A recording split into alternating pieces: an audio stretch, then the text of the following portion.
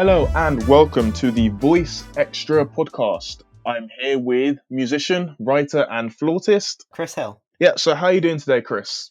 I'm doing all right then. How about you? I'm good, I'm good. I mean, it's got colder, but the weather actually still looks nice. Yeah, So, exactly. It's kind of warm when you're in the sun, but I've kind of been working in the garden, trying to stay in the sun and try and keep yeah, keep warm in there, and trying to work on my laptop.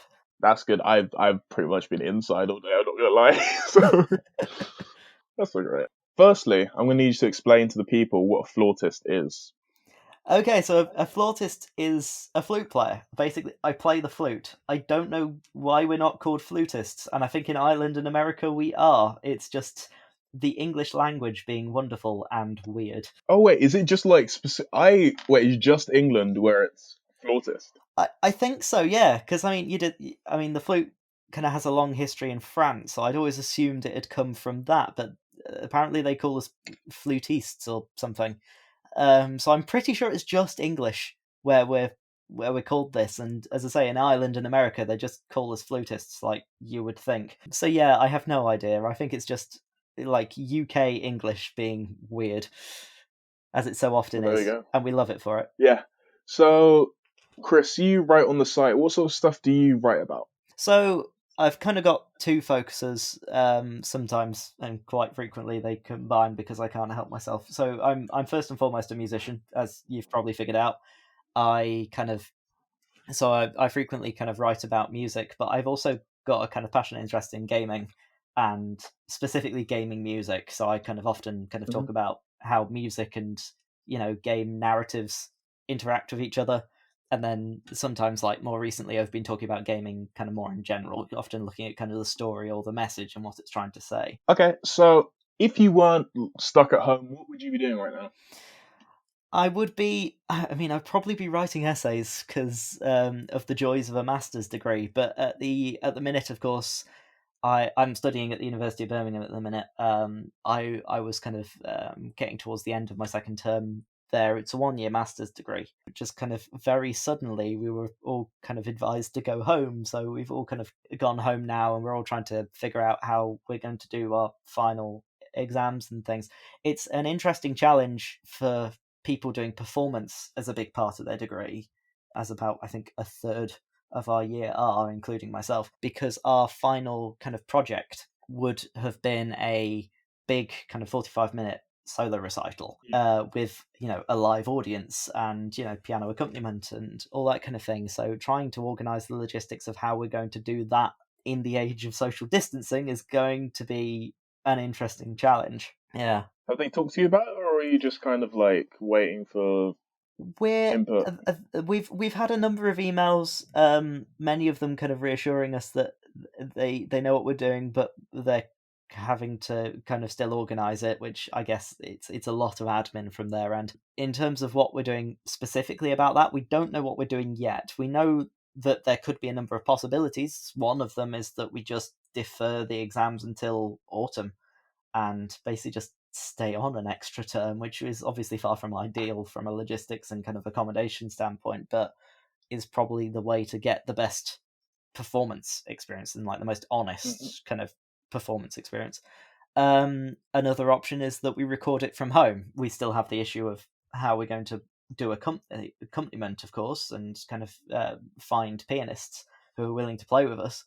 The accompanist that I tend to work with, a wonderful pianist named Amy Butler, but she lives in Yorkshire. We have to kind of travel to meet each other and rehearse and things, and obviously it's as much as I might think otherwise. I'm not sure the government would think that performing a concert is going to be essential travel. So we still have we still have that hurdle to get over. So it's still kind of very much work in progress at the minute. I guess that kind of reflects a broader problem in terms of forming live music and art in general, right? Well, yeah, How of course, to and get them.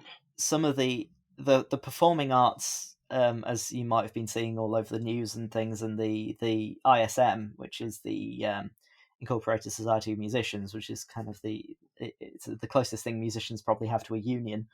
They've been giving out kind of statements about the way it will impact musicians, and let's make no mistake, performing arts are going to be hugely hit by this, and the performers themselves are going to be, because I mean I'm a semi-professional performer now when I'm not doing my studying, and I mean I've lost hundreds of pounds worth of revenue on solo concerts that I had roughly a concert a month planned for the Yeah. next 6 months easily, and beyond that. And of course all of them have been cancelled, with and reorganizing them even then is going to be an issue, because some of these places, some of the venues for these concerts, they organize a year or more in advance. Yeah. So losing that slot means that you might not get a chance to perform there for another 2 years. So obviously this is going to have a huge impact on kind of live musicians. But of course now we're kind of stuck at home and we're trying to figure out ways to kind of perform and to listen to music. Where I think people are going to be confronted with one or two realizations, and that's going to be kind of whether live music really does kind of live up to the hype that, you know, people like me, live performers, would like to say that, you know, a live Yeah. performance is a kind of special experience, or whether the kind of convenience and the comfort of listening to a recorded performance is actually preferable, and how that would work. So I think this is going to be something of a litmus test for the music industry and for all the performing arts industries as to how they stand up to scrutiny when compared to recorded versions of live Yeah. performance. I guess you got to think about and like really drill into what makes a live performance actually unique. I guess. Yeah, Um, exactly. And I think in a weird way, a live performance, it has it has a profound impact on the kind of performer and the audience. I think the performer's kind of the first person to be impacted, because I think a lot of musicians would kind of share this opinion that when you've got an audience in front of you, you perform differently. You're performing to somebody that you can yeah. see and kind of interact with in a space, kind of live, and you kind of Hmm. feed off of whatever you're getting from them in the performance. Which you can't really do when you're staring at a microphone. Hmm. You can't really kind of get that audience interactivity, and you know, equally the audience will be experiencing the same thing in reverse. They'll be kind of feeding off you as a performer. They get to, I mean, especially when you're listening to a CD, say, you don't get any of the movement of the performer. You don't get to see any of the kind of the physical expression that a performer does on stage. I mean, Yeah. a friend of mine in Nottingham, who's of course recently become very famous, is Seiki Kenna Mason, and he is a very physical performer. You can see the expression on his face as he plays, Yeah. and just hearing him, of course, while is lovely. It's not quite the same thing as watching him engage with the music. And I think that applies to a lot of musicians. I mean, Jess Gillam is very much the same. I mean, she practically dances with her saxophone, and you just don't quite get that energy when you're just listening. When you experience seeing her live, you get an entirely different energy from the performance. I guess part of the way some people have tried to compensate for that, like I've seen some spoken word poets doing stuff, is over, say, like Zoom, where you can kind of see. I guess that is limited in terms of size, but you can see both the performers and the performance, and you can kind of still see each other, and there's that some interaction, even if it's like on a almost smaller scale. Oh yeah, no, definitely. I think people are finding ingenious ways to kind of substitute that experience using kind of digital technologies. I mean, Zoom has exploded since this whole thing has happened. I'd never heard of the platform until this crisis hit. But I mean, Zoom's been used for all sorts of things, as you say. There's the kind of performance side, and then there's the kind of rehearsals is an interesting thing. Because of course, meeting up to do rehearsals with an ensemble is obviously not feasible now. So it's interesting how people are kind of meeting up to collaborate and do music together. You can't pull a symphony orchestra together, but you can pull the individual members and then kind of each record their part, or like talk over Zoom, and then go away and play their parts and try and stitch it together. And I've seen a number of kind of very impressive kind of isolation performances from big ensembles who have all kind of recorded their individual parts and then kind of stuck it together in Logic and Final Cut or whatever, and then present it as a video recorded performance.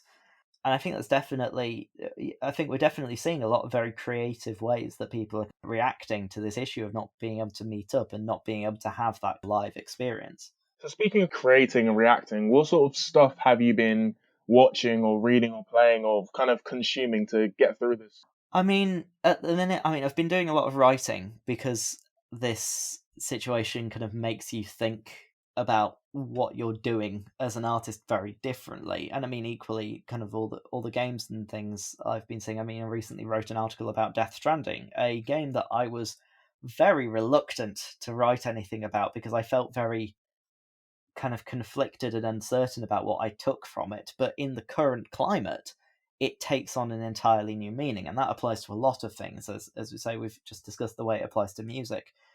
So I'm finding a lot of material to write, and I think writing is one of the key things kind of preventing me from going kind of mad in kind of cabin fever at the minute.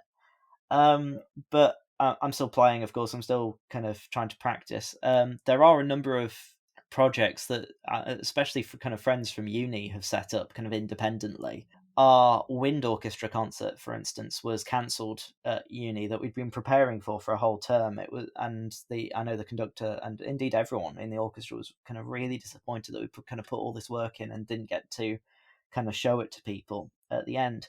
So what the conductor's done now and what we're all hoping to do is kind of very much as I was saying before, kind of recording our own individual parts and kind of stitching it together, and so that we still get that experience of performing as a wind orchestra and getting to kind of play with each other without being able to meet up in person. And there's a lot of projects like that at the minute. So yes, Yeah, I can definitely feel that. I've kind of become a project person now. mm. Yeah, I think one of the things that I'm missing most about my uni accommodation is the corkboard I had, which had all my kind Oh of yeah, rampant ideas kind of stuck to it. It's like that one meme with the guy in the corkboard with all the string kind of stitching ideas together. That was very much what my room looked like, and I am kind of missing that corkboard full of all my kind of crazy ideas that I dreamt up at 3 in the morning.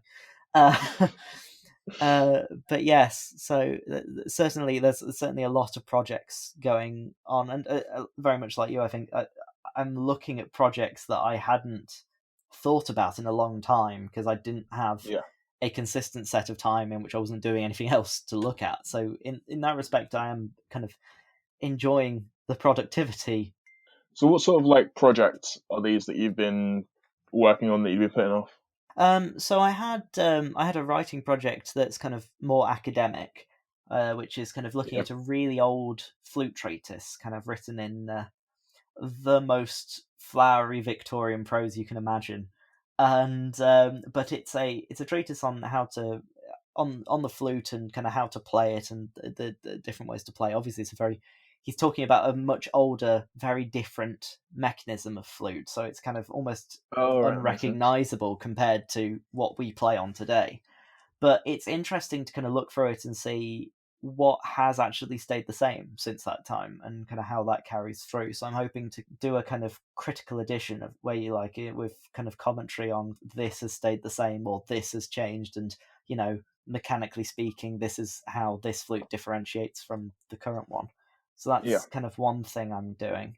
And then the rest are all kind of performance and composition things. I'm composing, which is a thing that I haven't done for a number of months now, Hmm. because I've got the time to kind of sit down with kind of all my instruments and kind of noodle, which is very much the way I compose. I noodle for a bit and then I write down what I like and then work off Yeah. that. Um, so yeah, that's a few of the things, and also just reading, which is obviously having to do a lot of reading for uni, but just in terms of kind of the fiction that I've been wanting to kind of catch up on. I've been kind of reading some books that I haven't had a chance to look at in a while, so that's something that I'm enjoying doing as well. And I think when the weather We, gets nice, I might even try and do some more photography, which again, something I've not really done seriously in years, but I've yeah. got my camera lying around and it's looking so nice at the minute that Guess you might as well. yeah, it'd be interesting to see what kind of creative restrictions you have as a photographer, of course, being stuck in a very local area. So Yeah. I think we're going to be getting lots of photos of empty streets and people's gardens at the minute, and that's kind of Hmm. going to be people's photographic portfolios for a while. I guess it's a bit weird with if you're the sort of person who usually photographs like city spaces and stuff. Like I have a friend who does that sort of photography, Mm, and he was basically like, "Yeah, I'm doing weird different stuff now because obviously I can basically can't really go that far from where I am and stuff like that." mm. I mean, like again, and I think this is an interesting thing about this whole situation we find ourselves in is I think a lot of us are going to be um, kind of pushed into moving outside our comfort zone Yeah, artistically, no matter what kind of we're in, because of the restrictions placed on us. We're going to be having to find kind of creative ways to get around it, or kind of branch out into new areas, which has a lot of potential creatively, even though it might feel a little frustrating at the time. I'm just looking forward to the Fringe next year, which is going to be like 100 different pieces of people talking about how they were all stuck inside and kind of sad. Yeah, no, I can very much see that happening. I think the aftermath of this whole situation for the arts is going to be almost just as interesting as being stuck in the middle of it, because Yeah, kind of people will be kind of thrust back into a functioning world, having been stuck inside, kind of having to work digitally and kind of be yeah, separated from each other. mm, Um, I think it'll be interesting to see how people kind of on a personal level, how people react to being able to see their friends and family in person again, having been kind of forced to only be able to see them digitally yeah, after all this. So I wonder if there'll be a shift in the arts towards kind of moving about thinking about connection and kind of yeah. relationships again. I guess one of the things as well is that like it could go in the direction of it takes a while for people to get used to like normal connection again, or people could just Mm. really push it and like go to the extreme all the time. Yeah, yeah, exactly. I think. I mean, kind of watching the news and watching kind of some of the different ways that people have been taking other things online. I think the online dating video that I watched was Yeah, fascinating because it is an utterly different experience to what you might expect traditional dating to be. Because yeah, it's not like you can kind of. I guess you could each cook your own meal and kind of sit on the other end of a camera, although I imagine that would be a bit awkward. So it's yeah. interesting seeing people kind of adapt to it and Hmm. kind of see how they're going to respond to that. I guess one of the things is it does expose a lot of the ways in which certain things that we do aren't necessarily actually necessary. We just kind of Mm, do it because we feel like we have to.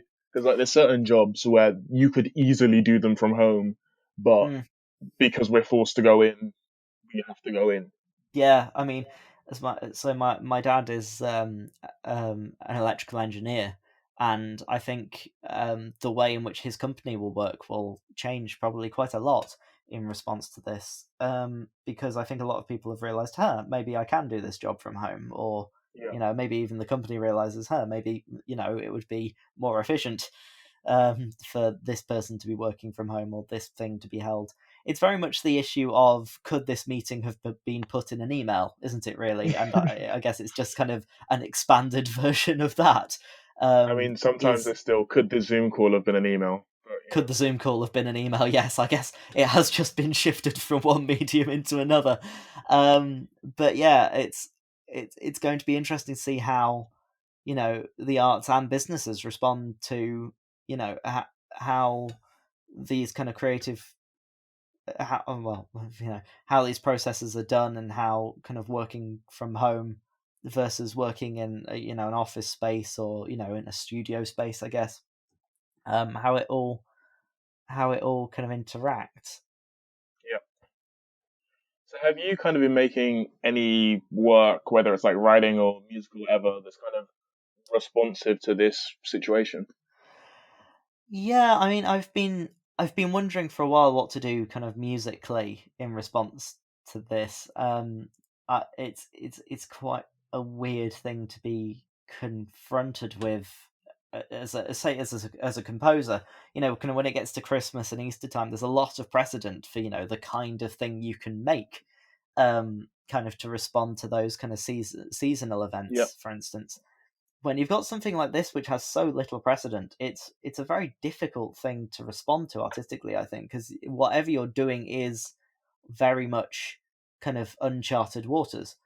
Hmm. um I think writing, I think, is the much easier area to kind of look into to respond to a situation like this, because then you can kind of feed off the kind of narrative that you're hearing all over the media and things, but then apply it Yeah. to a kind of artistic setting.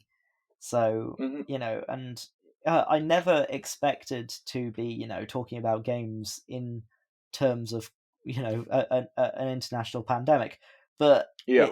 it's amazing how, for instance, the meaning and the kind of message of certain games um, changes when something like this is affecting us all so profoundly.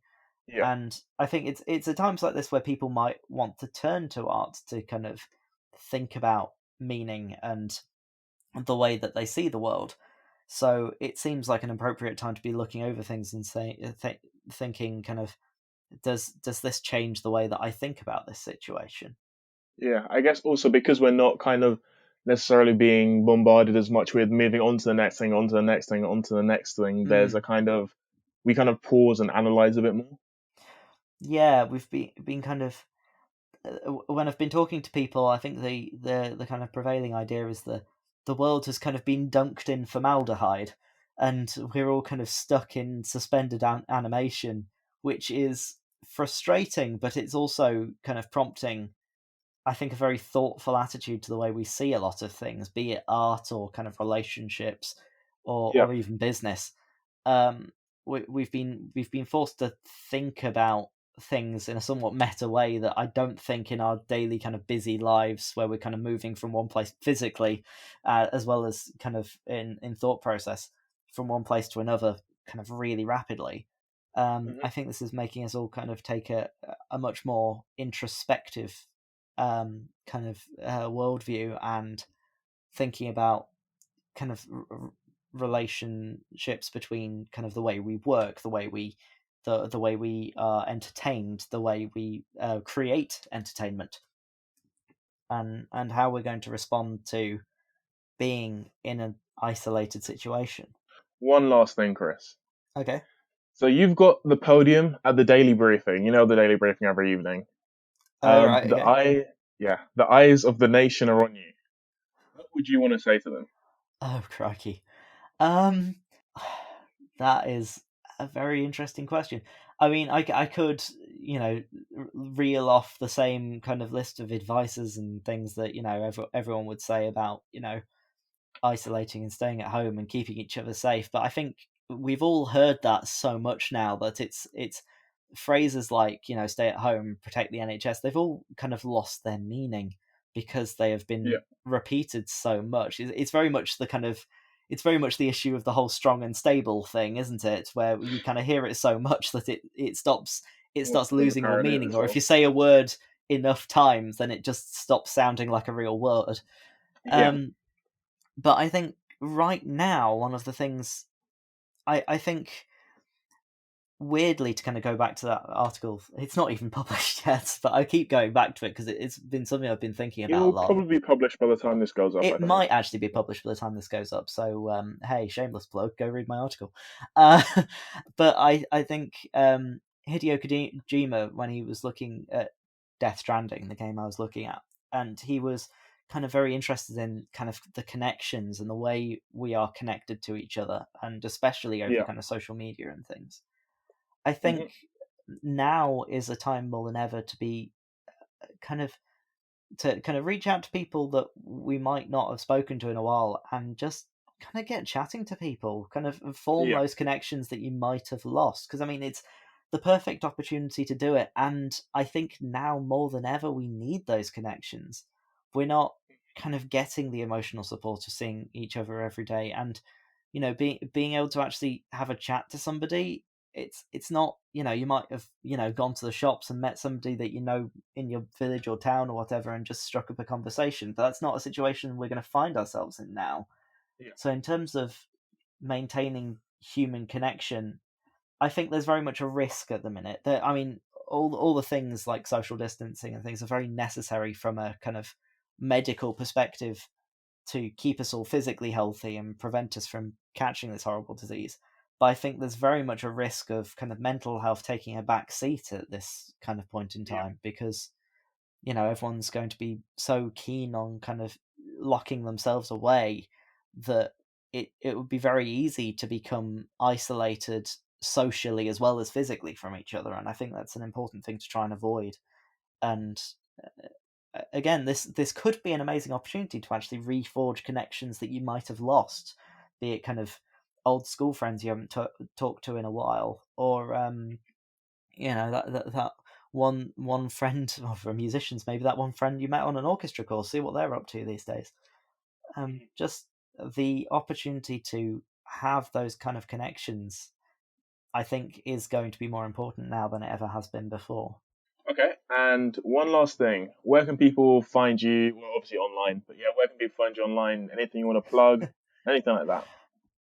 I mean, well, I guess if you are hankering for something to watch in these kind of unprecedented and trying times, I guess my performances until this crisis has kind of stuck are all on YouTube somewhere. I hate listening to myself, but if you do want to have a listen to, say, something of my concerts, I think it's a very common thing with musicians that we don't like listening to ourselves. It's like hearing the sound of your own voice. It's a very unnerving experience. But I have been told that they're all very good. So if you do want to listen to the performances, you can find me easily enough on YouTube just by searching in Chris Hill flute. And of course, my articles. I think at least one of them is on The Voice as well. Yes, I think one of them is on Voice. They're all on my dad's YouTube channel, I think. Mostly because I think we set it up ages ago and we've not kind of had the time to shift over to an official channel yet. I'm sure it'll happen eventually. But all my articles are on Voice, and as I say, I kind of look at music and video games and often the kind of relationship between the two. And yeah, I mean, I'm not much of one for social media, but I do have a Facebook page. So if you do want to follow me on there, I'll often kind of share my kind of opinions on certain things and often kind of funny musical things I find online. So you can find us on Instagram at voice.extra, and you can find us at VoiceMag UK on Instagram and Twitter. And the website where you can find all these articles and more is voicemag.uk. So thank you for being here with me, Chris, and thank you for listening. Thank you very much.